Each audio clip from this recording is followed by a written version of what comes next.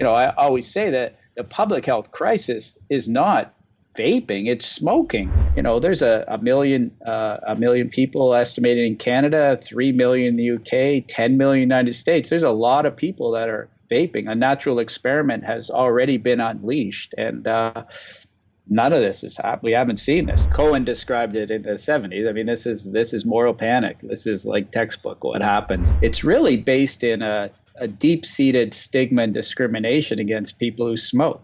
So they're basically expendable. So we already know that people are using these. We know that the health impacts of smoking are tragic. Even if they don't get lung cancer, a lifetime of smoking is very detrimental to your well-being. And so, but somehow, since that's been happening for decades, public health doesn't really feel any inclination to try to help that segment of the population. I come from this by working with people with other addiction issues who basically all smoke cigarettes. And, I really came to this honestly that there is nothing on the table to offer people in those situations. They will all continue to smoke unless we can offer them something new. And vaping to me is the only new thing we can offer them. And just sitting back and saying, people should just quit, or here's a lozenge, it